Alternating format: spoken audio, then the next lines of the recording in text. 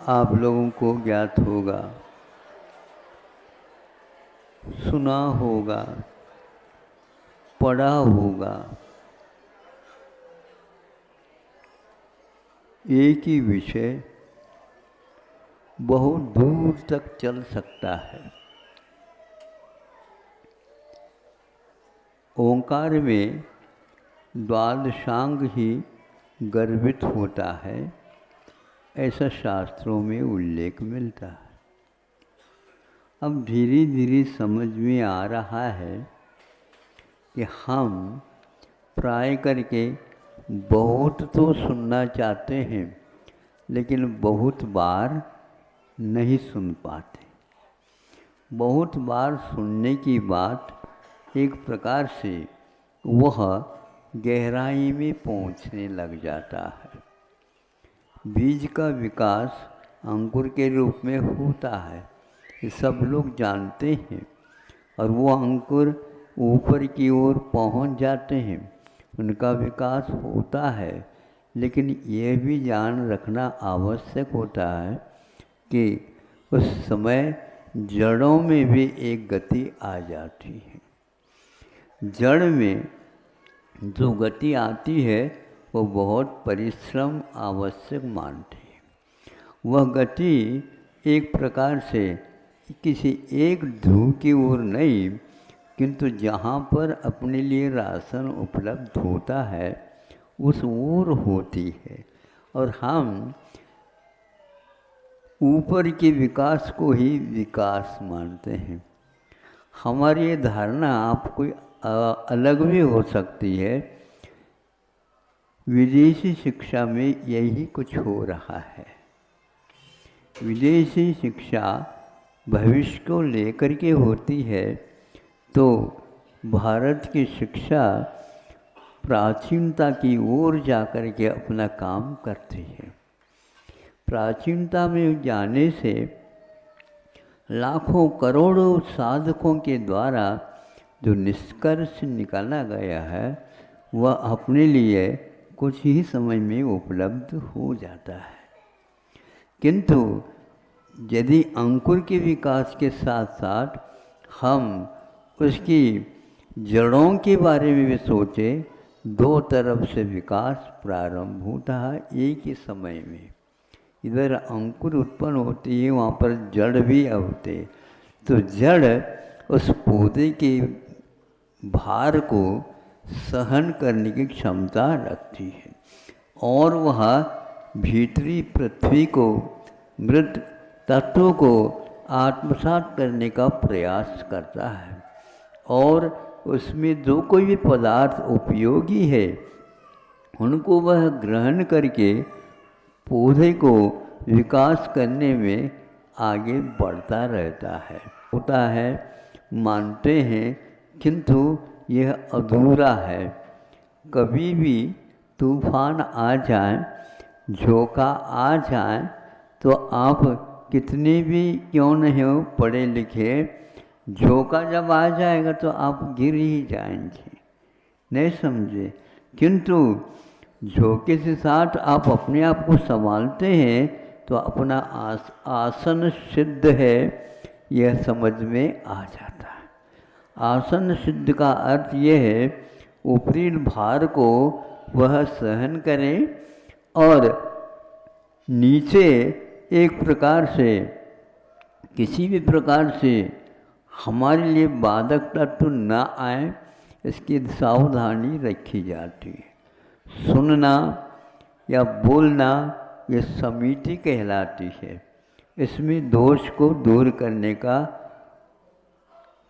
की क्षमता विद्यमान रहती है, किंतु नीचे का अलग है उसका विषय, और यह इतनी पुष्टि देता रहता है और एक प्रकार से उसको इतनी शांति अपनी क्षमता पैदा कर देता है, तो वह ऊपर पूरा का पूरा हिल जाए, किंतु नीचे वह कभी भी, बोलो क्या करता है, हिल नहीं सकता। आप वृक्ष के तने को देखो, पूरा भार उसके ऊपर विद्यमान रहता है, और हवा लगते ही उस पत्ते तो हिलते ही हैं, फूल तो हिलते ही हैं और फल भी झूलने लग जाते हैं। पूरी शाखा का समूह वह सब कुछ इधर का उधर, इधर उधर का इधर होता रहता है, किंतु तना द्रव्य की भांति तटस्थ रहता है। उत्पाद वे द्रव्य युक्तम सत। बिल्कुल आप लोगों ने अच्छा उच्चारण के साथ सीखा, लेकिन द्रव्य की ओर दृष्टि रखना चाहिए। उस द्रव्य में से वह शाखाएं फूट रही हैं, किंतु वह द्रव्य उन सब को संभालता हुआ रहता है और ऐसी जड़ों को वह पहुंचाता रहता है। वो जड़ों का जाल बिछाता है। जैसे ऊपर वह छायादार वृक्ष खड़ा हो जाता है, शाखाएं फैल जाती हैं, उपशाखाएं भी फैल जाती हैं और वह बिल्कुल प्रफुल्लित रहते हैं। किंतु जड़ों कहाँ पर रहती हैं? जहाँ पर पानी होता है उस ओर चली जाती हैं और जाते जाते वह राशन को भी ढूंढती चली जाती है। कितनी भी हो वह हमेशा हमेशा रात दिन उसका विकास चलता रहता है।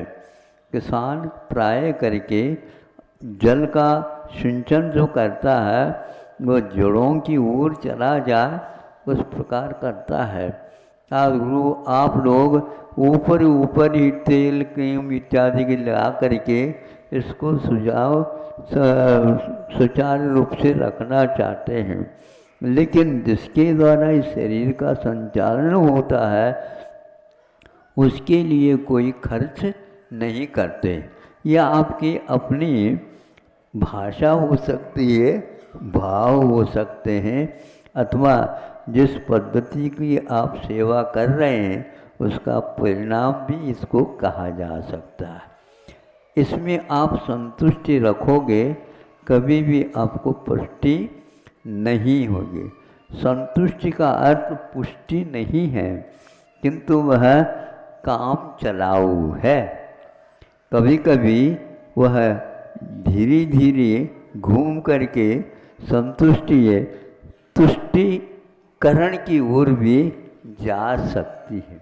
और आज यही हो रहा है कि एक सूत्र में क्या भरा हुआ है ये हमें ज्ञात नहीं होता।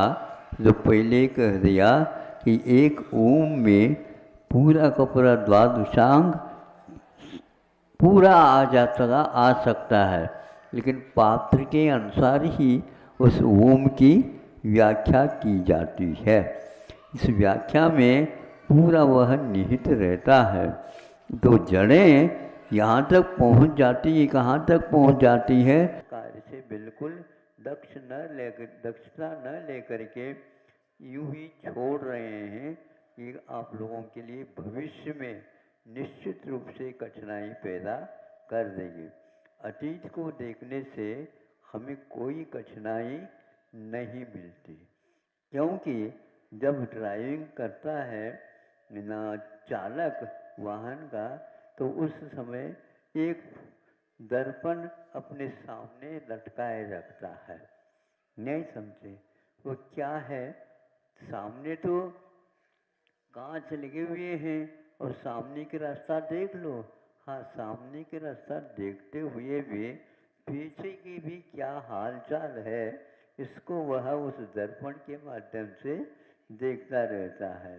आप लोग अध्ययन के समय पर पीछे की ओर न देख करके आगे की ओर ज़्यादा देखते हैं, तो आगे जा करके आपको निराशा का अनुभव करना पड़ेगा। यदि पीछे देखेंगे तो आपको बहुत अपार समुद्र दिखेगा, क्योंकि उसमें एक प्रकार से स्मृति हमारे काम करने लग जाती है। स्मृति एक प्रकार से प्रत्यक्ष ज्ञान से ही होती है, इसमें कोई संदेह नहीं है।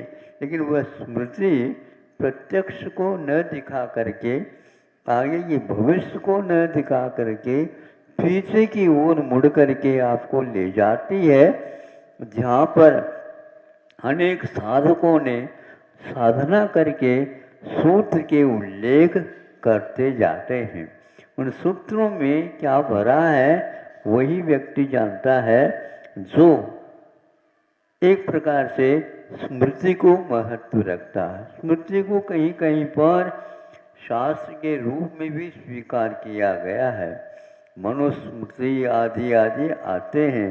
यह जितने भी सूत्रों की रचना होती है ये इसीलिए है कि उसके लिए विशेष और परिश्रम करना न पड़े, किंतु भीतर पहुंचने का वो प्रयास करे। यह नींव की कीमत मूल्य क्या है हमें ज्ञात है, किंतु हम उसका दर्शन नहीं कर पाते। बिल्डिंग को देखते ही जो विशेष तज्ञ होते हैं उनका अनुमान क्या एकदम उसके सामने दिखता है, इसके नीचे इतना गहराई तक इसको पहुंचाया गया है, तब यह ऊपर महाप्रसाद खड़ा हुआ है। आज नीचे जो है कोई राख के द्वारा उसको लिपा पोती कर दे तो थोड़े से ही समय में वह धराशायी हो जाता है। आपका जीवन पढ़े लिखे होने के उपरांत भी धराशायी की ओर जाता हुआ देख करके लगता है आपके भाग्य में अभी यही लिखा है। अब आप ये कहते हैं महाराज हम क्या करें, लिखा तो हमारे क्या लिखा, हाँ क्या लिखा, इसमें लिखा है परंपरा से जो पहले रहते थे वे लोग अपने ललाट पर तिलक लगाते, महिलाएं हों तो अपने अपने रंग से अलग तिलक लगा करके, और तिलक लगता है तो उसको सौभाग्यशाली माना जाता है, और यदि नहीं रहता है तो उसको सौभाग्यशाली नहीं माना जाता। आज तो वन तिलक है न और कोई भी चार है, किंतु बिल्कुल साफ साफ है, यानी वहाँ पर कोई लिखा हुआ मिलता ही नहीं, और लिखा हुआ नहीं मिलता है तो वह गहराई तक पहुँचेगा, कहाँ से पहुँचेगा वह। इसलिए ऊपर का विकास हो रहा है तो नीचे का भी विकास हो रहा है। नीचे से वह यानी मैं उसको भूत मानता हूँ, भूत का अर्थ अतीत मानता हूँ, और अतीत की स्मृति से ही हमारी पुष्टि ऊपर होती चली जाती है।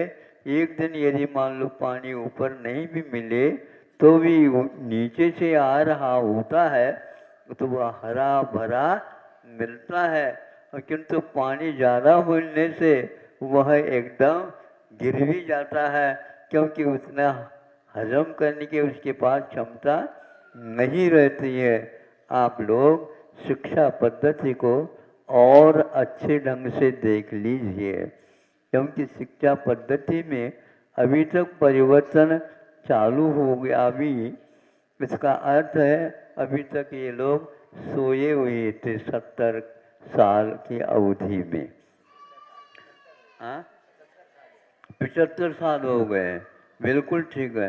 अब जो है या तो आधा हो गया है तो कोई एक तिथि बना लेते हैं, और 25 उसके साथ जुड़ जाए तो उसके लिए भी कुछ जयंती बना लेते हैं, और 100 की ओर जाने की बड़ी इच्छा रहती है, तब तक सो जाते हैं। शताब्दी को गुजारना और उसमें एक काम कर्मठता के साथ करना ये बहुत ही कष्टदायी नहीं है, लेकिन और रोचक अवश्य है। एक उदाहरण दे करके पूर्ण करता हूँ, क्योंकि वर्षा कब आएगी पता नहीं लगता है। हमने जो कहा था वही सुनने को शाम को मिल गया।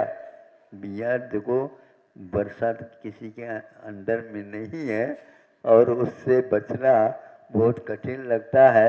नहीं नहीं सब हो जाएगा, सब हो जाएगा।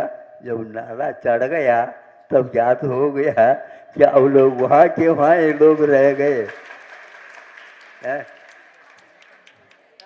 इधर आ ही नहीं पाए वो लोग, इधर से कोई उधर जा ही नहीं पा रहा। अब क्या करेंगे? इसीलिए उस सूखी नाले के ऊपर भी विश्वास करना ठीक नहीं रहता, वर्षा का काल है। इसलिए अब देखो,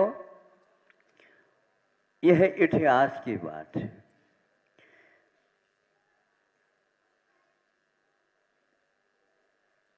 एक घी है, एक मिश्री है, और एक शहद में मधु है। मधु का अर्थ शहद ही नहीं लिया जाता है, मधु का अर्थ मीठा होता है। यह मीठा होते हुए भी इसमें और भी गुण रहते हैं, इसलिए उसको भी रखा। इन तीनों को अलग अलग रूप से लेंगे तो उसका कार्य अलग होगा, और इनमें से दो को मिला करके लेंगे तो अलग रहेगा, और इसमें तीन को मिलाएंगे तो बहुत कुछ चक्कर हैं। तीन को एक साथ लेओगे किंतु उसको एक मेक नहीं करोगे तो फल अलग अलग निकलते चले जाएंगे। किंतु जब इन तीनों को समान रूप से ले करके, यानी एक रत्ती है तो एक रत्ती दूसरे भी तीसरे में रहेंगे, इसको जब सम्मिश्रण अच्छे ढंग से करेंगे तो आचार्य कहते हैं वहां पर विष का उत्पादन होगा। जो वस्तु जीवन के लिए सहायक थी अब वह प्राणों के घातक बन गए। यह शास्त्रों के माध्यम से ज्ञात होता है और उससे हम बच सकते हैं। आज की शिक्षा पद्धति इस ओर देख ही नहीं रही है। अब इसमें शल्य चिकित्सा आदि करने की कोई आवश्यकता ही नहीं है। हाँ, उसके सम्मिश्रण से यदि मारक शक्ति आ जाती है, उसके सम्मिश्रण के बाद उसको निकालने की क्षमता भी किसी के पास है तो आयुर्वेद के पास है। धतूरी जो विष है उस विष को भी वो मारक न रख करके वह जीवन प्रदाता के रूप में भी कार्य कर सकते हैं। यह एक प्रकार से तीनों चीज़ों को हम विषमता के साथ लेंगे, अवश्य ही जीवन विकास में उसका सहयोग मिल सकता है। किंतु यह आज किसी को इष्ट नहीं लगता। किंतु ध्यान रहे, अनुभव से जो लिखा जाता है आगे के जीवन के लिए, उसको हम भी अपना शोध करके करेंगे तो पहले बोध पहला कर लो, फिर बाद में शोध की बात करो तो बहुत अच्छी है। किंतु आज शोध में तो केवल प्रतिशोध ही नजर में आ रहा है। यानी हम ही आगे, हम ही आगे, हम ही आगे, तुम जा नहीं सकते, यह बात भूल जाना चाहिए। क्योंकि अनुभव हमेशा हमेशा दूसरे के समान नहीं होता, उसमें अलग अलग प्रकार के स्वाद अपने आप ही जुड़ते चले जाते हैं। इसलिए आयुर्वेद के पास शल्य चिकित्सा कम है, क्योंकि शल्य चिकित्सा बहुत जघन्य माना जाता है।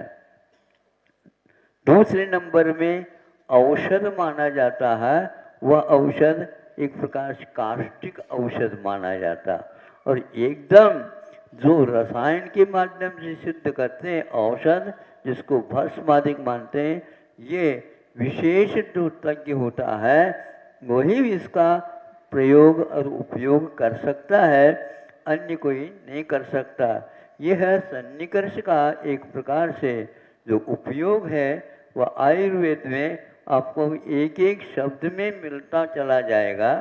इसलिए आयु को आप लोग जड़ मानते हो, ऐसा नहीं है। जड़ और चेतन दोनों के जीवन जीने की अवधि का नाम एक प्रकार से आयु है। यानी जीवन की अवधि में होने वाला वो किसका कार्य है? तो आयु का कर्म। आयु जड़ नहीं है, किंतु जड़ और चेतन के माध्यम से एक तीसरी वस्तु उत्पन्न हो गई है, उसके कारण आपका जीवन चल रहा है। जड़ के कारण आपका जीवन नहीं चल रहा, ये जड़ यहीं का यहीं बैठने वाला है। आयु यदि है, इन दोनों का संचालन वह करने की क्षमता उसके पास रहती है। भोजन के द्वारा आपका शरीर चल रहा है, ये एकांत मत मानो, क्योंकि आयु है तो आपका जीवन चल रहा है। आयु यदि समाप्त हो गई, कितने भी अच्छी कार क्यों ना हो, वो चल नहीं सकेगी, क्योंकि पेट्रोल समाप्त हो गया है। अहिंसा परमो धर्म की